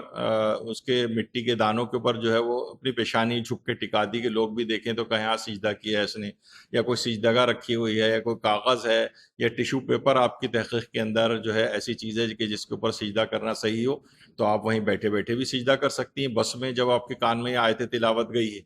یا آیت واجب سجدہ گئی ہے تو تاخیر نہیں کر سکتے، یعنی یہ نہیں کر سکتے کہ ٹھیک ہے بس رکے گی، ہم اپنے گھر چلے جائیں گے اتر کے، یا فلاں اپنے ہوٹل میں پہنچ جائیں گے جب تک پھر جا کر سجدہ کر لیں گے، یہ بہت تاخیر نہیں، اس میں فوری واجب فوری ہے، اس میں تاخیر کرنے کی اجازت نہیں۔ تو تلاوت، سجدہ تلاوت کو فوراً کرنا ہوتا ہے، یعنی مثلا کوئی تلاوت کر رہا ہے تو یہ سوچے کہ بھائی یہ سورہ بس تھوڑی دیر میں تو ختم ہو جائے گا، اس کے بعد میں قرآن کو رکھوں گی اور جا کے سجدہ کر لوں گی، نہیں، فوراً وہیں پر آپ روک دیں جہاں پر بھی ہیں اور فوراً آیت سجدہ کے اوپر جا کر سجدہ کریں، یعنی جو موقع آ گیا اس کا ایک سجدہ انجام دیں، تاخیر بالکل نہیں کر سکتے۔ اسی طریقے سے جیسے ابھی آپ نے سنا کہ چلتی گاڑی میں، ٹرین میں یا جہاز میں اگر آپ کے پاس کوئی ایسی چیز ہے آپ فوراً سجدہ کر سکتے ہیں تو سجدہ کریں، ورنہ اگر نہیں کر سکتے، بالفرض کوئی بھی آپ کے پاس ایسی چیز نہیں ہے، نہ بہت فرض ہم محال چیز کو فرض کر رہے ہیں، ورنہ مل جاتی ہے ایسی کوئی نہ کوئی چیز سجدہ کرنا صحیح ہو، تو اگر بالفرض کوئی طریقہ کار آپ کے پاس نہیں ہے تو آپ اشارے سے سجدہ کر لیں، اور پھر جیسے ہی موقع آپ کے پاس اویلیبل ہو آپ فوراً اس سجدے تلاوت کو انجام دیں۔ اچھا، اسی لحاظ سے سجدہ تلاوت کے لیے نہ باوضو ہونا ضروری ہے، نہ آپ کا غسل کرنا ضروری ہے۔ مثلا نجاست کی حالت ختم ہو گئی لیکن غسل نہیں کیا ابھی تک، ہم پر غسل واجب ہے، تب بھی اسی حالت میں جو سجدہ تلاوت کر سکتے ہیں۔ تیمم کے بغیر بھی، مثلا وضو اور غسل اگر نہیں ہے، تیمم ہماری ذمہ داری ہے اور ہم نے تیمم نہیں کیا ہے، تب بھی فوراً سجدہ تلاوت کرنا ہے، چاہے نجاست کی حالت ہی کیوں نہ ہو، کیونکہ آپ نے بہت سارے ایسے مقامات ہیں کہ جہاں لوگ سمجھتے ہیں کہ بھائی نہیں، یا مثلا جیسے ہم نے اس سے پہلے بھی ایک دفعہ ایک درس میں مثال دی تھی، صحیح کا جو ایریا ہے، تو صحیح کے ایریا میں نہ وضو کی کوئی ضرورت ہے نہ کوئی غسل کی ضرورت ہے۔ مثلا خواتین ہیں، ماہانہ عادت ان کی شروع ہو گئی، طواف انجام دیا، جب صحیح کے علاقے میں آئے تو انہوں نے ان کے ساتھ اب وہ سوچ رہی ہیں کہ بھئی اب تو ہمیں نجاست کی حالت ہو گئی، ہم صحیح کے ایریا میں کیسے جائیں، تو صحیح کے بہرحال مسجد الحرام سے تو کراس نہیں ہو سکتے اس حالت میں، تو پھر ان کی ذمہ داری ہوتی ہے، یا وہاں جانے کے بعد ان کو یہ عارضہ لاحق ہوا ہو صحیح کے ایریا میں پہنچتے، تو وہ جگہ مسجد الحرام میں شامل نہیں ہے، حتیٰ کہ یہاں پر ہم جوتے پہن کر بھی صحیح کی جا سکتی ہے۔ اب اس کی بھی ایک ذرا ایک تفصیل ہے، لیکن اور اب تو بہت بڑی تعداد کے اندر وہاں پہ نظر آنے لگا ہے کہ جیسے جیسے مسئلہ لوگوں کو پتہ چلا ہے تو لوگ وہاں پر چپل جوتے وغیرہ بھی ذرا، کیونکہ اس میں ذرا کوشننگ ہوتی ہے اور اتنا مسئلہ نہیں ہوتا چلنے میں، اور 7 چکر لگانے پڑتے ہیں یہاں پر تو کافی لوگ تھک جاتے ہیں، تو ایسے جوتے یا مثلا جاگرس وغیرہ پہن کے اگر کریں تو جو ہے، کیونکہ لیکن بس ایک مسئلہ ہے کہ ہوتا ہے کہ وہ ان مقامات کے اوپر جو ہے اس کی اجازت ملتی ہے جاگرس کی، تو وہ تو جب حج وج کمپلیٹ ہو جاتا ہے، جب احرام اتر جاتا ہے، حالت احرام میں تو بند جوتا مرد نہیں پہن سکتا، عورتیں خیر پہن سکتی ہیں، تو عورتوں کے لیے کہ وہ جاگرس وغیرہ پہن کے بھی اس کو صحیح کو انجام دے سکتی ہیں۔ تو اگر وضو بھی نہیں ہے، غسل بھی نہیں ہے، تیمم بھی نہیں ہے، تب بھی وہاں یہ صحیح کا فریضہ انجام دیا جا سکتا ہے۔ اسی طریقے سے یہ والا بھی مسئلہ ہے کہ سجدہ تلاوت بھی ہو سکتا ہے۔ استقبال قبلہ بھی ضروری نہیں ہے، یہ نہیں کہ بھئی ہم قبلہ رخ ہو جائیں پہلے پھر جو ہے اس کو سجدے کو انجام دیں، نہیں، کسی بھی سمت کے اندر حتیٰ کہ قبلے کی طرف پشت ہی کیوں نہ ہو تب بھی اس کو انجام دیا جا سکتا ہے۔ یہاں پر ایک پورا ایک درس کہ کون کون سے مواقع ہیں جب قبلہ رخ ہونا واجب ہوتا ہے، کب حرام ہوتا ہے، کب مکروہ ہوتا ہے، اس کی اتنی ایک دلچسپ ایک تفصیل ہے جو یہاں پر ایک پورا ایک درس اس موضوع پہ ہو چکا ہے کہ جس میں صرف قبلے سے متعلق تمام چیزیں، کبھی ذبیحے کے قبلے، ذبح کرتے وقت بھی قبلہ رخ ہونا چاہیے، اور نمازوں کے قبلے، اور مختلف طرح کے اس کے اندر تمام مسائل کو جو ہے بیان کیا گیا تھا، تو اس کے اندر تفصیل ہے۔ تو بہرحال اس میں قبلہ رخ ہونا بھی ضروری نہیں ہے، حتیٰ کہ بے حجاب حالت میں بھی سجدہ تلاوت ہو جاتا ہے، بالکل بے حجاب حالت میں، مثلا کوئی دوپٹہ پہننے کی بھی ضرورت نہیں ہے، نہ کوئی نامحرم وہاں پر نہیں ہے، تو کوئی بات نہیں، آپ اسی طریقے سے سجدہ تلاوت کر لیں، اس کے لیے نماز کی طرح کا کوئی حجاب وغیرہ وہ بھی ضروری نہیں ہے، بلکہ جسم یا لباس کا پاک ہونا بھی ضروری نہیں ہے۔ بچے کا پیشاب مثلا جسم کے اوپر لگا ہوا ہے، ہمارا کپڑا نجس ہے یا جسم ہمارا نجس ہے، تب بھی سجدہ تلاوت کو فوراً کرنا ہے، چاہے آپ کا لباس نجس ہو، چاہے جسم نجس ہو، چاہے روحانی نجاست ہو، چاہے مثلا غسل کرنا واجب ہو، اس قسم کی نجاست ہے، ہر صورت میں آپ کو بغیر اسی حالت کے اندر ہی سجدہ تلاوت کرنا ہوتا ہے۔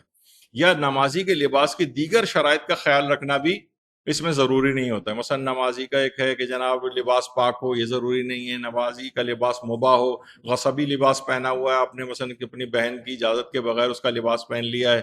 نماز نہیں ہوتی اس کے اندر، لیکن سجدہ تلاوت جو ہے اس کے لیے شرط نہیں ہے، وہ ہو جائے گا۔ اسی طریقے سے مثلا مردار کے بنے ہوئے اجزاء کا نہ ہو، مثلا ایسی لیدر جیکٹ جو کسی ایسے جانور کی ہے کہ جو حرام گوشت جانور ہے یا مردار ہے، تو وغیرہ جو اس قسم کے جس میں مسئلے آتے ہیں، اس کا بھی کوئی مسئلہ نہیں، اس طرح کا بھی کوئی لباس جسم کے اوپر ہو تو اس سے بھی اس سے فرق نہیں پڑتا ہے، ہو جاتا ہے اس کا سجدہ تلاوت۔ تو غاغا سستانی فرماتے ہیں قرآن کے واجب سے سجدے میں لازم نہیں کہ انسان قبلہ رخ ہو یا اپنی شرمگاہ کو چھپائے یا عورت اپنے سر کے بال اور بدن کو چھپائے، اس طرح یہ بھی لازم نہیں ہے کہ اس کا بدن پاک اور پیشانی پاک ہو، یعنی پیشانی جو ٹکا رہا ہے اس سجدے کے لیے وہ بھی اگر نجس ہے تب بھی سجدہ تلاوت ہو جاتا ہے، اور وہ نمازی کے لباس کی بھی کوئی شرط نہیں ہے جو نماز میں ضروری ہوتی ہے، یعنی ہر لحاظ سے سجدہ تلاوت ہو جائے گا۔ اچھا، قرآن میں کہیں لفظ سجدہ اگر آ جائے، ابھی آپ نے سنا کہ صرف 4 مقامات ہیں جہاں سجدہ تلاوت واجب ہے، 11 مقامات ایسے ہیں جہاں سجدہ تلاوت کرنا مستحب ہے، 11 مقامات، لیکن قرآن میں تو بہت سے مشتقات ایسے ہیں جہاں سجدہ، یسجدو یا مساجد، یعنی جہاں پر بھی سجدے سے ریلیٹڈ کوئی بھی جملے ہیں، وہ تقریباً 92 ہیں قرآن میں، 92۔ تو کہیں بھی لفظ سجدہ اگر آ جائے، چاہے وہ آیت، چاہے وہ سورہ العزائم نہ بھی ہو، چاہے وہ کوئی سا بھی سورہ اور ہو، لفظ سجدہ آ جائے تو بہتر ہے کہ وہاں پر ایک سجدہ انجام دے۔ مستحب بھی نہیں کہا جا سکتا، بلکہ کہا جاتا ہے کہ بہتر ہے کہ وہاں پر بھی سجدہ کر لو، انشاءاللہ ثواب بھی مل ہی جائے گا۔ لیکن تو وہ ایسی تمام جگہ تو میں نے بتایا کہ تقریباً 92 ہیں۔ اچھا، لوگ کو دماغ میں ہوتا ہے کہ سجدہ تلاوت سے پہلے اللہ اکبر کہیں پھر سجدہ تلاوت، تو نہیں، ایسا کچھ نہیں، کوئی تکبیر کہنا یہ ضروری نہیں ہے، اس کے بعد تشہد و سلام بھی نہیں پڑھنا ہے جیسے کہ سجدہ سہو میں پڑھا جاتا ہے، یعنی یہ نہیں ہے کہ سجدہ سہو یعنی اس میں تشہد سلام ہے تو ہم سوچیں کہ سجدہ تلاوت میں بھی تشہد و سلام ہوگا، نہیں، صرف آپ کو سجدہ کرنا ہے، تکبیر بھی نہیں کہنا ہے، تشہد و سلام بھی نہیں۔ ہاں، یہ ضرور ہے، بہتر سمجھا گیا ہے کہ جس وقت آپ سجدہ تلاوت انجام دے لیں تو جب پیشانی اس سے اٹھا لیں اپنی سجدگاہ سے، اس کے بعد ایک تکبیر کہیں اللہ اکبر، یہ کہنا بہتر سمجھا گیا، لیکن اس سے پہلے کچھ نہیں ہے، ہاں بعد میں کہنا بہتر ہے۔ اچھا، سجدہ تلاوت میں کون سا ذکر پڑھنا واجب ہے؟ کوئی بھی ذکر پڑھنا واجب نہیں، کوئی بھی ذکر پڑھنا واجب نہیں ہے، بس پیشانی صرف سجدہ انجام دیں، یہ کافی۔ آیت اللہ سیستانی نے کہا. یعنی مختصر ترین طریقہ کیا ہے سجدہ تلاوت کا؟ صرف سجدگاہ کے اوپر سر رکھ دیں سجدہ تلاوت کی نیت سے اور اٹھا لیں، بس ختم، سجدہ تلاوت ہو گیا. کچھ بھی پڑھنا واجب نہیں ہے. لیکن بہتر کیا ہے؟ بہتر پھر بھی یہ ہے کہ آپ جو عام طور پر نمازوں کا جو ذکر پڑھتی ہیں آپ نماز میں، سبحان ربی الاعلی و بحمدہ، وہ آپ پڑھ دیں، یہ بھی ٹھیک ہے. اور اس طرح بسم اللہ و باللہ اللہم صلی علی محمد و آل محمد، یہ بھی پڑھا جا سکتا ہے، بہتر ہے. یا ایک اور ہے جو روایات کے اندر معصومین نے بیان کیا ہے کہ لا الہ الا اللہ حقا حقا، لا الہ الا اللہ ایمانا و تصدیقا، لا الہ الا اللہ عبودیتا و رقا، سجدت لک یا رب تعبدا و رقا، لا مستنکفا ولا مستکبرا، بل انا عبد ذلیل خائف مستجیر. یہ والا جو ہے یہ کہا جاتا ہے کہ یہ زیادہ بہتر ہے کہ اس کو پڑھ لیا جائے. یعنی یہ اب لوگ کہتے ہیں کہ بھئی یہ تو ہمیں یاد ہی نہیں ہے. یاد نہیں تو ٹھیک ہے، پھر وہی سبحان ربی الاعلیٰ وہ بھی ہم دی پڑھ لیجئے. یا اس سے پہلے جو آپ نے سنا بسم اللہ و باللہ اللہم صلی علی محمد و آل محمد، یہ پڑھ لیجئے. لیکن یہ بھی کوئی بھی چیز واجب نہیں ہے، بس پیشانی سجدگاہ کے اوپر رکھی اور اٹھا لی نیت سے، بس ختم، سجدہ تلاوت ہو گیا. تو حالت جنابت و حیض و نفاس میں بھی سجدہ تلاوت کیا جا سکتا ہے، اس میں کوئی مسئلہ نہیں ہے. اور یہ ضرور ہے کیونکہ ہم معاشرے میں رہ رہے ہوتے ہیں تو ہمیں بعض اوقات ان کی فقہ کا بھی کچھ پتہ ہونا چاہیے تاکہ کبھی بات چیت ہو. تو دیکھیے ہمارے ہاں کیا ہے، 4 واجب سجدے والی آیات ہیں اور 11 مستحب سجدے ہیں. فقہ حنفی کے اندر 14 سجدے ہیں. 14 سجدے والی آیات کے اوپر سجدہ واجب ہوتا ہے، جس کے اندر وہ 4 آیات سجدہ وہ سورے بھی ہیں جو جن کے ہم قائل ہیں. باقی وہ کہتے ہیں 10 اور بھی ہیں. یعنی جو فقہ حنفی ہے اس میں 14 مقامات سجدہ ہیں، اور امام شافعی کے نزدیک بھی 14 ہیں. لیکن کوئی ایک نیا قول ان کے علماء نے کہا ہے کہ ان کے نئے قول کے مطابق 11 ہیں. اور اسی طریقے سے فقہ مالکی کے اندر 11 سجدے واجب ہیں اور فقہ حنبلی کے اندر 15 سجدے واجب ہیں. تو بہرحال یہ تھوڑا سا ایک اختلاف ہے، ان کی اپنی چاروں فقہوں کے اندر اختلاف ہے کہ آیات سجدہ کی تعداد کتنی. تو کیونکہ جس وقت بھی آپ قرآن پڑھتی ہیں، ظاہر آپ کے پاس یا تو وہ سعودی عرب کے چھپے ہوئے قرآن ہوتے ہیں یا زیادہ تر برادران اہل سنت کے تاج کمپنی اور اس طرح کے جو چھپے ہوئے قرآن گھروں میں ہوتے ہیں، تو ان میں تو وہ لوگ انہی جگہوں کے اوپر سجدہ عام طور پر لکھا ہوتا ہے کہ جو کہ 14 یا 15 ان کے ہاں مقامات ہیں، اور جو مستحب والی جگہ. بہتر تو یہ کہ ہر جگہ پہ سجدہ کر لیں، کیونکہ جہاں پہ بھی آپ نے سنا جہاں لفظ سجدہ آ جائے وہاں پہ بہتر ہے کہ سجدہ کر لیا جائے. لیکن خاص وہ 4 جو آیت سجدہ والے جو سورے ہیں ان کی فقط 4 آیات کے اندر ہمارے ہاں جو سجدہ تلاوت واجب ہوتا ہے. اب بہت سے لوگ کہتے ہیں بھائی آیت سجدہ کی تلاوت پر سجدہ کرنے کی حکمت کیا ہے؟ تو عام طور پر جتنے بھی لوگوں سوال کیا جاتا ہے یا علماء اس کے جواب دیتے ہیں، وہ ویسی کہ بھائی کچھ اس میں حکمتیں اپنی ذاتی حیثیت میں بیان کر رہے ہوتے ہیں، لیکن کسی بھی جگہ یہ نہیں آیا کہ ان آیات جب یہ آیتیں آ جائیں تو سجدہ کرنے کی حکمت ہے. کیونکہ دیکھیے اصلاً بہت ساری ہمارے ہاں جو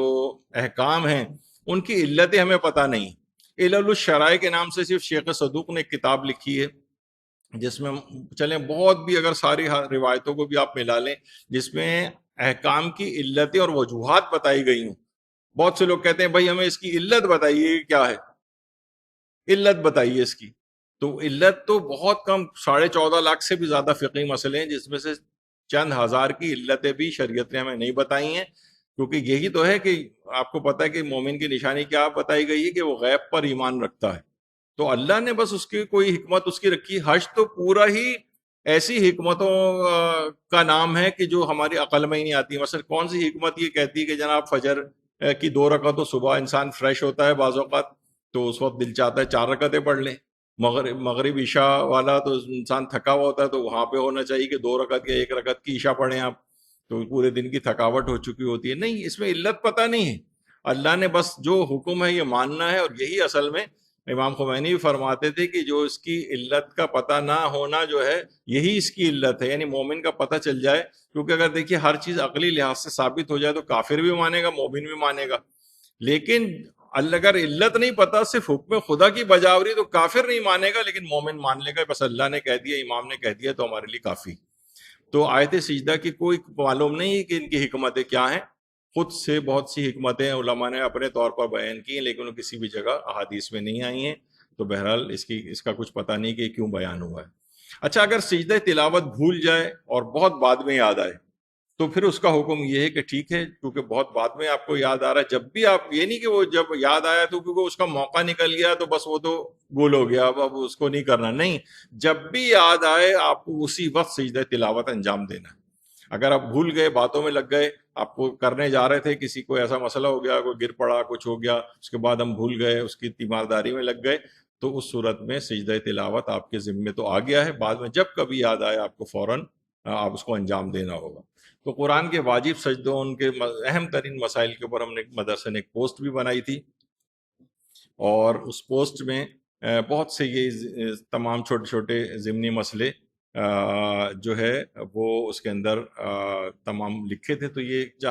تاکہ کم سے کم ایک عمومی پیش آنے والے مسئلے یہ تو سب کو پتہ چل جائیں. تو آپ نے دیکھا کہ ابھی جو خاکہ سا پورا بن گیا. اب اس کے بعد کوئی بھی آپ سے آ کر، آپ نے اس کی اگر اچھی سے تیاری کر لی، تو کوئی آ کر واجب سجدے سے متعلق کوئی بھی اگر آپ کو کوئی سوال پوچھے تو آپ بہت آسانی کے ساتھ اس کو فوراً جواب دے سکتی ہیں کہ اس کا فقہی مسئلہ کیا ہے. اور کوئی ایسا نیا مسئلہ اس کے اندر اب نہیں بچے گا کہ یہ والا مسئلہ اس کے اندر رہے گیا اور وہ مسئلہ رہے گا. سارے مسئلے تقریباً 70 کے قریب وہ سارے کے سارے بیان ہو گئے. تو یہ میں نے پہلے ہی کہا کہ آپ کو اس طرح سے اگر آپ پڑھتے ہوئے جائیں نا تو آپ کو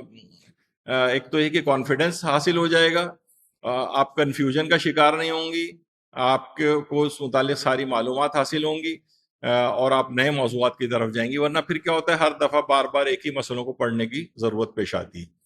تو یہاں پر یہ والا ایک مسئلہ ختم ہوا.